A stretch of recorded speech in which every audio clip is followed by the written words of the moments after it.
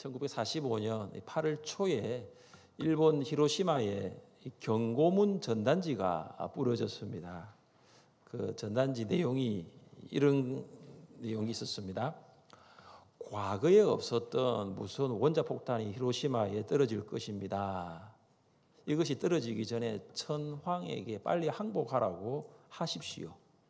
만일 그가 듣지 않는다면 8월 6일 이전에 모두 이곳을 떠나기 바랍니다. 이런 내용이 전단지에 있었습니다. 일본 사람들이 이 전단지의 이 경고문을 보고 어떻게 반응했을까요? 대부분의 사람이 이렇게 생각했습니다. 우리가 지금 전쟁에서 이기고 있는데 우리 보고 항복하라고? 말도 안 되는 소리죠 라고 이야기하고, 몇몇 사람들이 이걸 보니까 심각하거든요. 히로시마를 떠났습니다.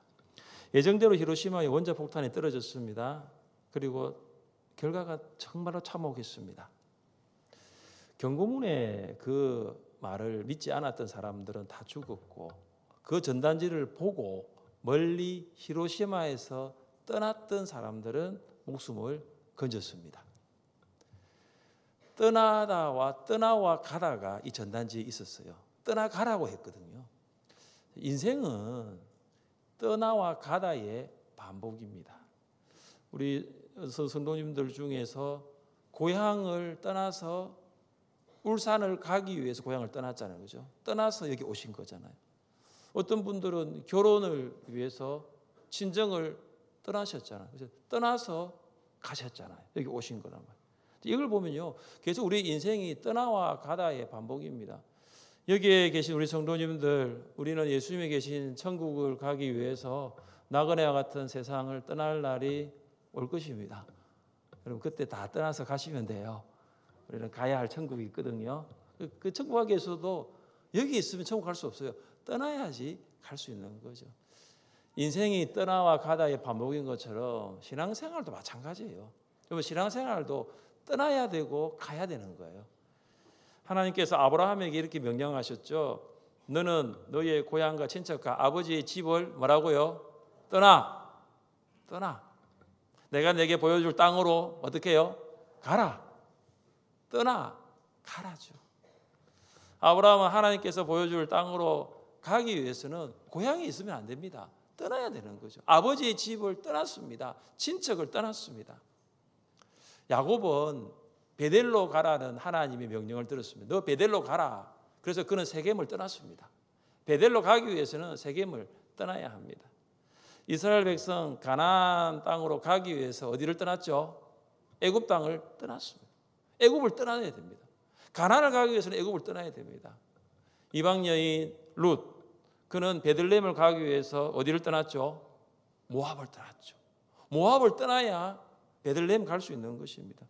가기 위해서는 반드시 떠나야 되고, 떠남이 없는 것은 한 걸음도 갈 수 없는 거예요. 오늘 본문을 보시면 이 두 가지 떠나와 가다가 반복됩니다. 우리는 이 두 가지의 떠나와 가다를 살펴봄으로써 신앙생활의 교훈을 발견할 수 있기를 원합니다. 첫째, 우리는 세상을 떠나 교회로 가야 합니다. 떠나와 가다가 있습니다. 다윗은 사울왕을 두려워하여 이스라엘 땅에서 블레셋 땅 가드로 도망쳤습니다. 가드에서 다윗이 예상하지 못한 일이 생겼는데, 그것은 가드왕 아기스의 신하들이 다윗을 단번에 알아본 것입니다. 목숨의 위협을 느낀 다윗은 아기스 왕 앞에서 어떻게 했습니까? 대문짝을 거적거리며 수염에 침을 흘리면서 미친 척을 했습니다.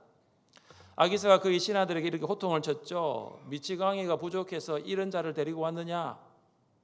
다윗은 미치광이 행사를 하면서 목숨을 지켰는데, 그는 이제 가드를 떠나야 합니다. 가드에 머물러 있을 수는 없어요. 가드를 떠나야 합니다. 그가 가드를 떠나 어디로 갑니까? 오늘 본문 1절 말씀을 함께 읽습니다. 1절입니다. 그러므로 다윗이 그곳을 떠나 아둘람 굴로 도망하매 그의 형제와 아버지의 온 집이 듣고 그리로 내려가서 그에게 이르렀고. 아멘. 여기 보십시오. 다윗이 그곳을 떠나, 그곳이 어디죠? 가드죠. 가드. 블레셋 가드를 떠나서 어디로 갑니까? 아둘람으로 가는 거죠. 아둘람은 피난처라는 의미가 있습니다. 아둘람은 어디에 있느냐? 유다 지파에 속한 성읍입니다. 그러니까 다윗이 이 가드를 떠나서 아둘람 근처에 있는 피난처를 찾아갑니다. 여러분, 다윗은 사울 왕을 두려워하여 이스라엘을 떠나 블레셋 땅으로 갔습니다. 그런데 이제 다윗은 아기스를 두려워하여 블레셋 땅을 떠나 다시 이스라엘 땅으로 갑니다. 떠나와 가다가 반복되고 있죠. 모든 인생 떠나와 가다의 계속입니다. 특히 이 신앙에는 떠나야 할 곳과 가야 할 곳이 있다는 걸 아십니까? 떠나야 할 곳을 떠나지 아니하면 신앙생활은 시작되지 않았어요. 여러분, 신앙생활을 시작하기 위해서는 반드시 떠나야 할 곳이 있고 가야 할 곳이 있습니다. 사랑하는 성도 여러분, 우리가 떠나야 할 곳은 어디이고 가야 할 곳은 어디일까요? 우리가 떠나야 할 곳은 세상이고 가야 할 곳은 교회입니다. 한번 따라해 보겠습니다. 우리가 떠나야 할 곳은 세상이고 가야 할 곳은 교회입니다. 우리가 떠나야 할 곳은 세상이고 가야 할 곳은 교회입니다. 여러분, 교회가 뭐예요? 여러분, 교회의 정의가 뭐예요? 어릴 때부터 신앙생활 하신 분들 이런 교회의 정의를 들어보셨을 것입니다. 교회는 세상으로부터 부름받은 하나님의 백성입니다. 맞습니까? 맞죠. 네. 세상으로부터, 이 죄악된 세상, 이 험한 세상, 이 소망 없는 세상, 이 세상으로부터 부름받은 하나님의 백성이 교회입니다. 우리는 지금 교회에 있는 거예요. 여러분, 이 교회 정의를 가장 잘 나타내는 구절이 하나 있거든요. 하나님의 뜻을 따라 그리스도 예수의 사도로 부르심을 받은 바울과 형제 소스데네는 고린도에 있는 하나님의 교회 곧 그리스도 예수 안에서 거룩하여지고 성도라 부르심을 받은 자들.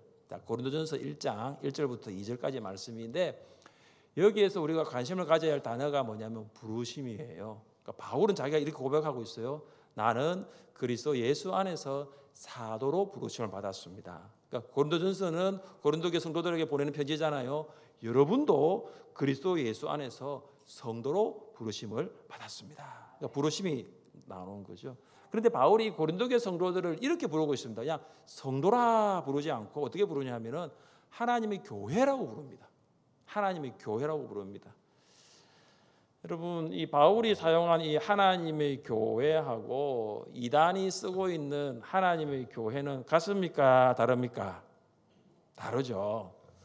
하나님의 교회 이단이 쓰고 있는 거 있잖아요. 안상홍 정인회가 이전에 지금 하나님의 교회로 바뀌었는데, 그 하나님의 교회, 안상홍 정인회가 쓰는 하나님의 교회는 하나님의 교회 6글자가 붙어 있어요.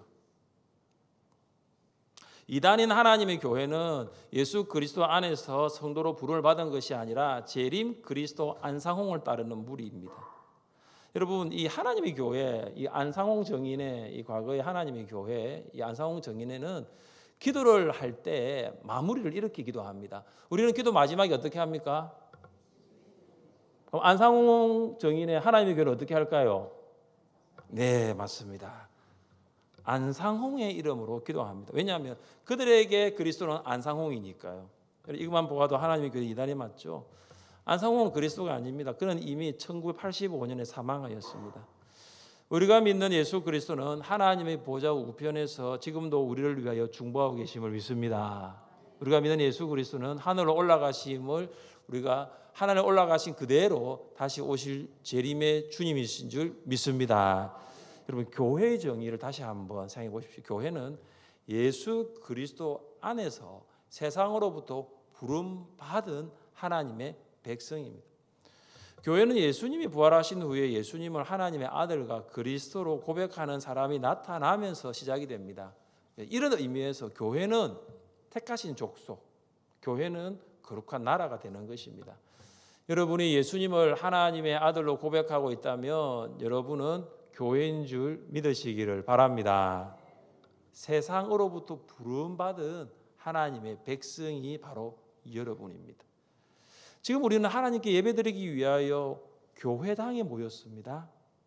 교회당에 모인 이유는 우리가 세상으로부터 부름받은 하나님의 백성임을 증명합니다. 여러분, 그렇지 않습니까? 하나님의 백성이 아니라면 이곳에 오실 이유가 없죠. 여러분, 그렇죠? 하나님의 백성이니까 오늘 이 자리에 오신 거예요. 하나님의 백성이니까 오늘 주일을 구별하여서 이 자리에 예배하기 위해서 오신 거죠. 자, 자, 좌우에 계신 분과 이렇게 인사하겠습니다. 성도님은 하나님의 백성입니다. 성도님은 하나님의 백성입니다. 여러분 잘 오신 거예요. 내가 하나님의 백성이기 때문에 여기 온 거예요. 내가 하나님의 백성이 아니면 여기 올 이유가 없죠. 하나님께서 여러분을 예수 그리스도 안에서 불러주셔서 교회당에 오셨어요. 그 여러분은 하나님의 백성이 누릴 수 있는 선물을 받아갈 수 있기를 바랍니다. 하나님 주시는 기쁨을 받아가시고 하나님 주시는 평안을 받아가십시오. 세상이 줄 수 없는 기쁨과 평안을 받아 누리시기를 주님의 이름으로 축복합니다. 이 다윗이 가드를 떠나 아둘람으로 갔다는 것을 가족들과 친척들이 들었습니다. 그리고 그들도 집을 떠나 아둘람으로 모입니다. 왜냐하면 이 사울은 다윗만 죽이려고 한 것이 아니라 다윗의 가문 전체를 향해 칼날을 겨누었기 때문입니다. 다윗은 아둘람에서 가족들을 만납니다. 그리고 아둘람에서는 다윗 가족들뿐만 아니라 또 어떤 사람이 아둘람에 모입니까? 2절 말씀을 함께 읽습니다. 2절입니다. 환난당한 모든 자와 빚진 모든 자와 마음이 원통한 자가 다 그에게로 모였고 그는 그들의 우두머리가 되었는데 그와 함께한 자가 400명 가량이었더라. 아멘. 여러분 여기 환난당한 자는 사회 경제적으로 사울에게 괴롭힘을 당한 사람입니다. 빚진 자는 사울 때문에 경제적으로 매우 가난하게 된 사람입니다. 마음이 원통한 자는 사울 때문에 고통받는 사람입니다. 이렇게 모인 사람이 얼마라고요? 400명이 됩니다. 400명. 여러분 세상은 여러분 아둘람은 교회와 같아요. 아둘람은 교회와 같고 이 아둘람에 모인 사람들은 교회 성도와 같습니다. 여기에 환난 당한 자, 여기에 빚진 자, 마음이 원통한 자는 다 사울로부터 억압받고 고통받고 괴롭힘을 받는 사람들입니다. 하나님의 백성으로 세상에 살아가다 보면 세상이 우리를 괴롭게 하고 억압하고 고통을 줍니다. 예수님께서 이것을 아셨습니다. 너희가 세상에 속하였으면 세상이 자기의 것을 사랑할 것이나 너희는 세상에 속한 자가 아니요 도리어 내가 너희를 세상에서 택하였기 때문에 세상이 너희를 미워하느니라. 우리가 세상에 속한 자면 세상은 우리를 미워합니까? 사랑합니까? 사랑하죠. 왜? 세상 편이니까. 우리가 세상에 속하였으면 우리는 세상으로부터 미움을 받지 않습니다. 그런데 세상이 우리를 미워하는 이유는 뭐냐? 우리가 세상에 속한 자가 아니라는 거예요.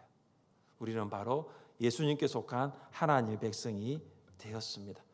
하나님의 백성이 세상으로부터 미움을 받는 것은 전혀 이상한 일이 아니에요. 여러분 세상이 여러분을 미워하면 이렇게 생각하십시오. 나는 예수님께 속한 하나님의 백성입니다. 예수님의 제자 사도 요한의 말씀을 들어보십시오. 형제들아 세상이 너희를 미워하여도 이상히 여기지 말라. 여러분 일주일 사시면서 세상에 살아가면서 고통과 아픔과 그런 괴로움을 느끼면서 혹시 사신 분 계세요?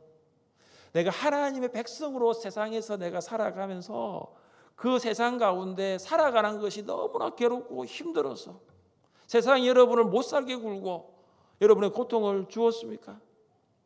그 세상을 떠나 여러분 지금 교회로 오신 거예요. 그래서 살아가면서 받았던 스트레스, 살아가면서 가졌던 모든 짐들을 예수님의 발 아래에 다 내려놓으십시오. 오늘 우리 자녀들도 왔는데 학업의 스트레스도 마찬가지예요. 그 학업의 스트레스도 다 내려놓으시고 직장에서 모든 스트레스도 다 내려놓으십시오. 내 힘으로 감당할 수 없는 염려, 걱정 예수님께 다 맡기십시오. 예수님께서 여러분의 모든 염려, 걱정을 맡아주십니다. 왜냐하면 우리가 하나님의 백성이니까. 세상으로부터 부름받은 하나님의 백성이니까 예수님이 우리를 위로하시고 공감하십니다. 이것이 교회입니다. 그래서 우리는 세상을 떠나 교회로 가야 할 이유가 여기 있어요. 시편 57편은 오늘 본문을 그 배경으로 하고 있습니다. 이 다윗이 가드를 떠나 아둘람에 갔을 때 그가 하나님을 찬양합니다. 우리 같이 한번 읽어보겠습니다. 하나님이여 내게 은혜를 베푸소서. 내게 은혜를 베푸소서. 내 영혼이 주께로 피하되 주의 날개 그늘 아래에서 이 재앙들이 지나가기까지 피하리이다. 아멘. 다윗이 아둘람에서 하나님께 무엇을 기도했습니까? 내게 은혜를 베푸소서. 내게 은혜를 베푸소서. 하나님, 사울이 저를 죽이려고 합니다. 하나님의 은혜가 아니고서는 이 재앙을 해결할 수 없사오니 주님, 저에게 은혜를 베푸소서. 다윗은 이 재앙이 지나기까지 주의 날개 그늘 아래에 피하겠다고 고백합니다. 주님께서 은혜의 날개로 덮어주시며 모든 문제는 해결되는 것입니다. 주님께서 은혜의 날개로 품어주시면 모든 문제는 반드시 해결됩니다. 그래서 다윗이 주님께로 왔습니다. 하나님의 은혜가 모든 문제를 해결해 준다는 것을 믿고 주님께로 온 것입니다. 사랑하는 성도 여러분, 세상 문제를 세상에서 해결하려고 하지 마십시오. 모든 문제의 정답은 하나님께 있습니다. 그래서 세상을 떠나 교회로 오십시오. 특별히 주일에는 반드시 세상을 떠나야 됩니다.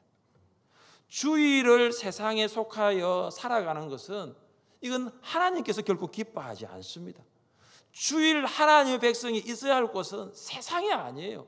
우리는 이미 세상으로부터 부름을 받은 거예요. 우리는 주일 하나님을 예배하기 위해서 부름을 받은 하나님의 백성입니다. 여러분, 꼭 기억하십시오. 우리는 세상을 떠난 사람이고, 우리는 세상에 속한 자가 아니고, 우리는 하나님의 백성으로서 하나님을 예배하기 위하여 살아가는 자들이심을 믿으시기를 주님의 이름으로 축복합니다. 자, 우리는 이제 두 번째는 교회를 떠나 세상으로 가야 합니다. 첫 번째는 제가 세상을 떠나라고 했죠. 두 번째는 반대입니다. 교회를 떠나 세상으로 가야 합니다. 다윗은 부모의 건강과 안전이 염려되어서 아둘람을 떠나 모압의 미스베로 갑니다. 아무래도 이제 이스라엘 땅에 있으면 사울에게 발각될 가능성이 많기 때문입니다. 다윗은 모압 왕을 찾아가 부모님을 보호해 줄 것을 부탁합니다. 다윗의 정조 할머니 룻이 모압 사람이기 때문에 이 모압 왕에게 이것을 부탁할 때 들어줄 것이라고 다윗은 생각했습니다. 다윗의 부모가 모압에 머무른 기간은 정해져 있지 않습니다. 그런데 우리는 이 다윗과 모압 왕의 대화를 통해서 그 사실을 알 수 있습니다. 3절입니다. 다윗이 거기서 모압 미스베로 가서 모압 왕이 이르되 하나님이 나를 위하여 어떻게 하실지를 내가 알기까지 나의 부모가 나와서 당신들과 함께 있게 하기를 청하나이다 하고. 여러분, 다윗이 언제까지 모압에 머뭅니까? 기간이 나와 있지 않죠. 그런데 다윗이 지금 무엇을 이야기합니까? 내가 해야 할 일이 무엇인지 하나님께서 알려주실 때까지입니다. 이 말은 무엇이냐? 내가 하나님의 말씀을 들을 때까지 이 모압에 머물겠습니다 라고 한 것입니다. 드디어 다윗에게 하나님의 말씀이 임합니다.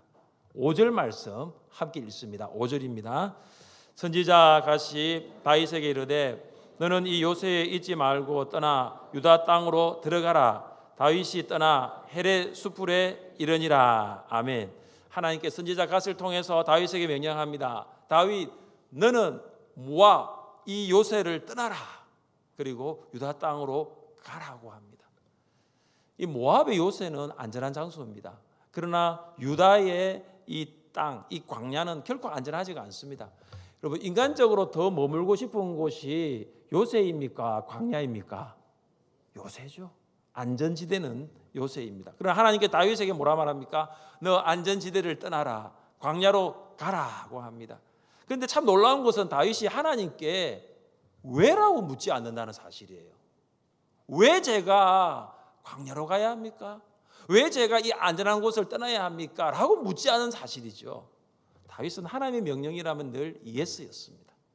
그런 하나님의 명령을 순종하여 안전지대 모압을 떠났습니다. 이제 요새를 떠나 유다 광야 수풀로 들어갑니다.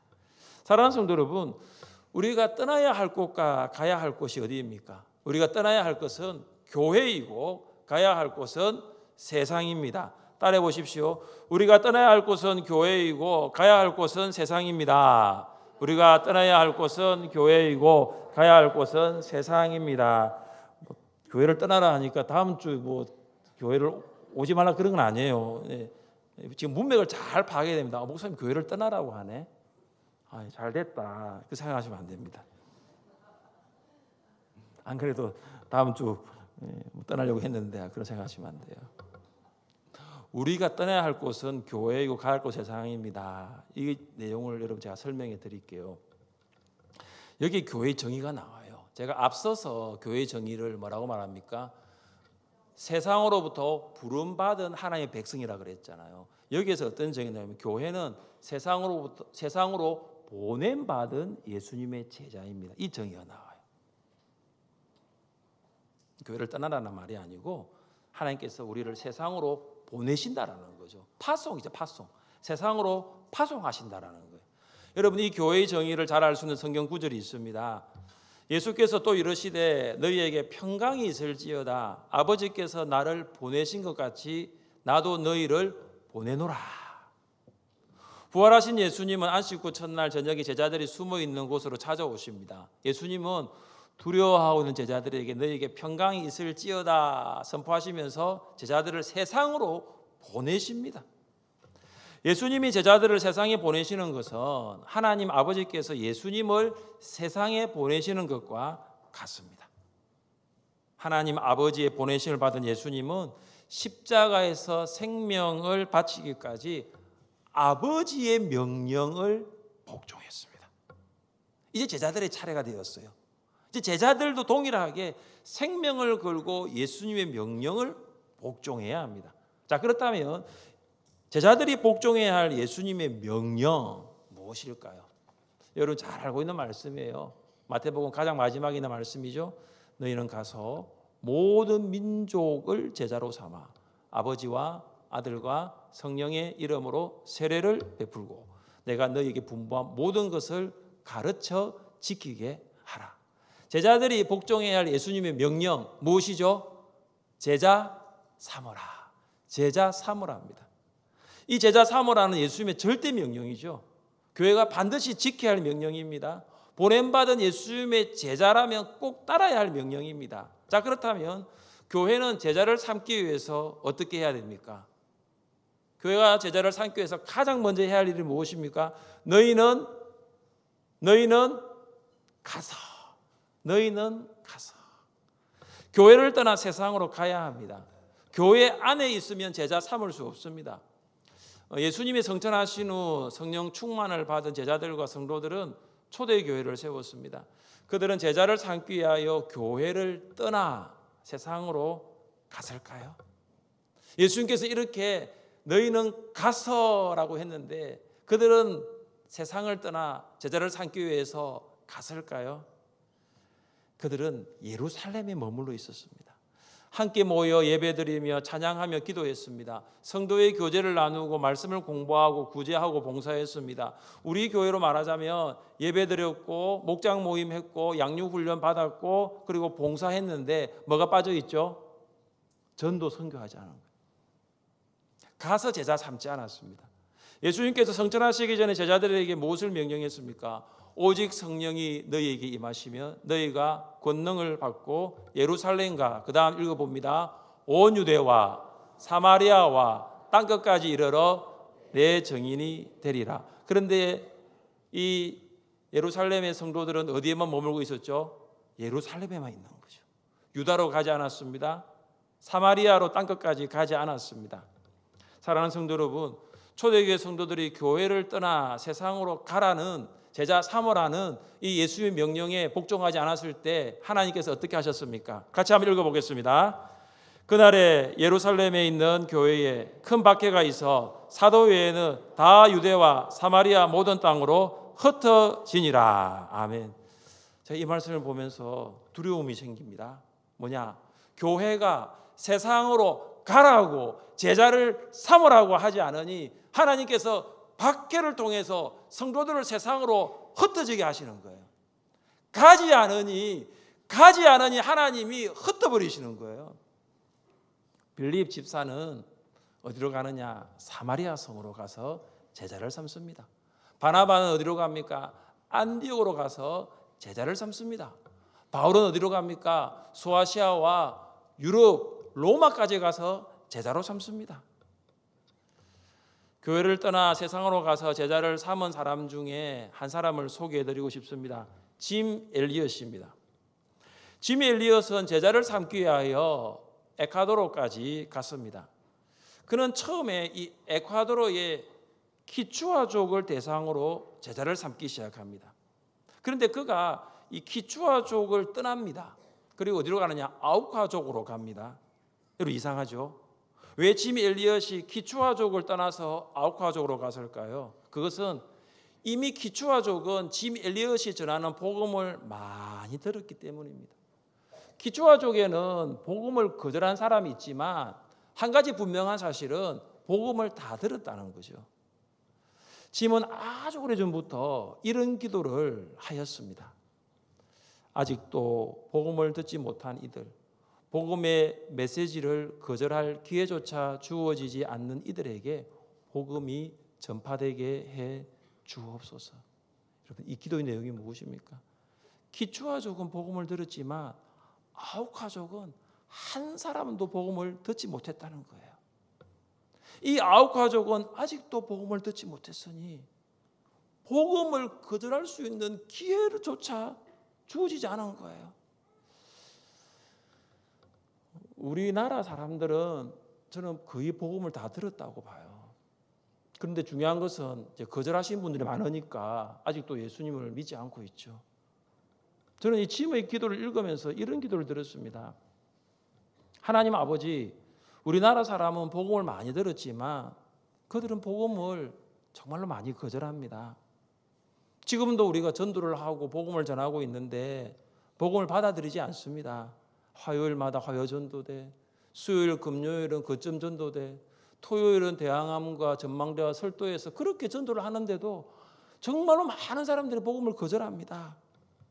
하나님, 아직도 복음을 듣지 못한 미얀마, 피누리네, 다웅뼈에는 800명의 사람들이 살고 있습니다.